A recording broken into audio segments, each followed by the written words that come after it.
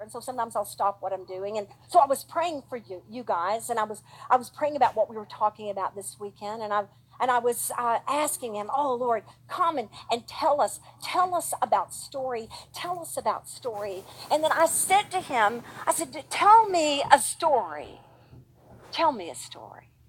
Now I'm going to tell you something. Don't misunderstand what I mean when I tell you that I just started writing, because I don't mean writing in the same way that God would inspire the Word of God. There's nothing that compares to this. Let there be no confusion.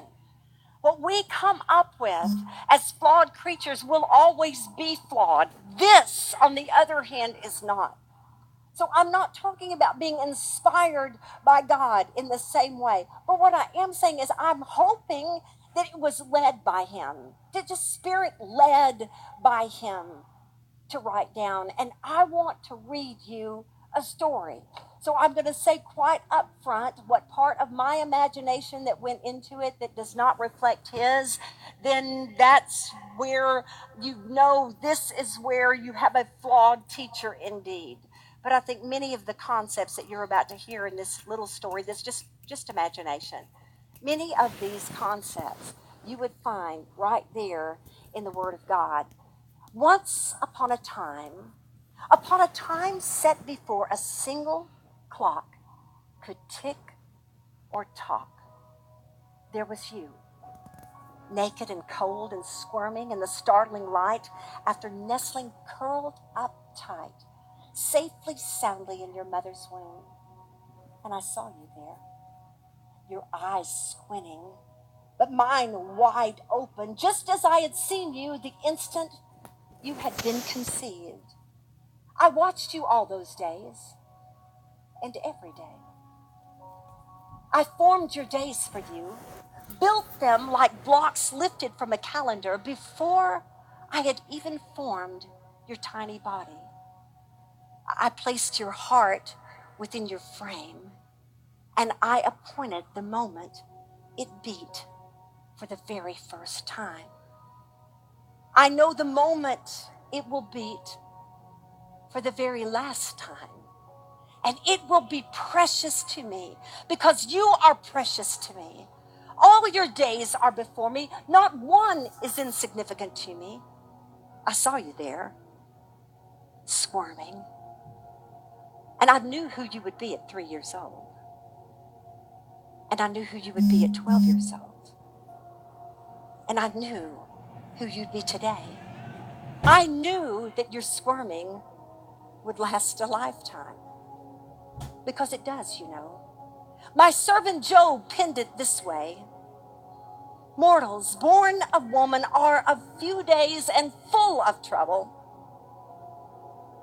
I saw you there, slick and squirming and squinting, as of yet unwashed from your entrance into the world. And I said of you, isn't she beautiful? And those near me nodded, for you were, you are. I wish you knew. I wish you could see you from where I see you. I wish you could see that what you were certain would mar and disfigure you could not mar or disfigure what I made with my two hands. Nothing has, nothing can erase what I have written for you. I knew all things as I saw you squirming there, and I never left you. When others ran, I stayed. When you felt alone, you were not. When you felt cold and naked and exposed, I blanketed you. I swaddled you. One day you'll know. I saw you playing when you were a little girl. I knew your friends' names. I knew the friends that you'd make and the friendships you'd break. I knew your fears of the dark and the battles you'd fight with the darkness before you even knew that darkness had a name. I knew what you'd lose. I knew who you'd lose. I knew when you'd lose. I also knew what you would win if you found me and all you'd lose. I saw a fighter in you when you saw a coward in your mirror. I saw the soul I'd fashioned within you, and I knew that who you thought you were was not the real you. I made no coward. I made no mistake. The woman I fashioned in her mother's womb was fierce. She was enduring and believing. She possessed the capacity to love when other hearts would have long ago collapsed. She had it in her to love fiercely and bravely, to come back to her feet after battles that would leave her broken and bruised and bloody. I knew when I saw you squirming there on the day of your birth exactly where your scars would be on that body of yours that is so precious to me. I knew which would be visible, carved in your skin, and which would be out of sight to all other eyes except mine, those deeper still, carved in your soul. I knew how they'd come and through whom they would come. I know about scars. I've kept my scars.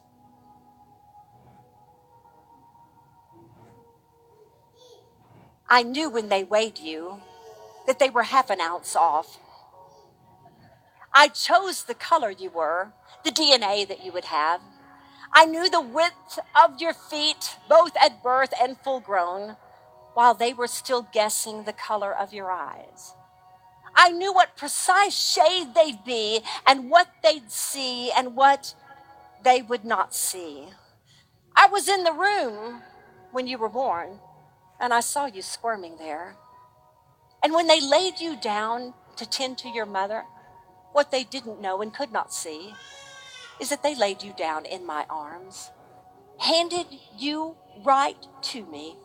And I said over you, though you could not hear, she, this tiny little she child, she belongs to me.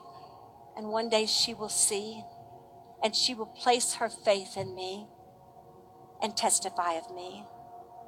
I knew you had it in you to tell I had done you right when the world had done you wrong. I knew when you wandered from me and stumbled in the dark, you turned back to the light. You never left my hand. You never will. Though storms will rage and waters rise and demons roar and foes collide, I will deliver you safely home. But yours is not to obsess and toil and stress over how you can live out your days safely and securely, shielded from all ills. You are already safe. You are already secure. You will see all that so clearly when you make it home to me. But this world is ill, and I have good news to tell it, and good words to offer it, and compassion to comfort it, and affection to warm it. Through your surrendered life, I do not want you to miss your life trying to guard your life. Guard your heart, but pour out your life freely, like a clay pitcher tipped to the full, splashing effervescent living water on dry and weary souls. Oh, trust me on this. I'm writing a story worth telling with your life intertwined in mine. It will have all the elements that make a story rich, hopes and dreams and what seems to be their dashing, triumphs and tragedies, ecstasies and agonies, threats and griefs and dangerous foes, impossible odds, tumbling defeats, countless near misses. Oh, I see you squirming there. A little nerve-wracking, isn't it? Oh, don't you worry. It's going to be so good. I can't give away the whole plot. You just have to wait and live it. But if you'll lean in closely, I'll whisper a hint of how your story ends. You and I live happily ever after.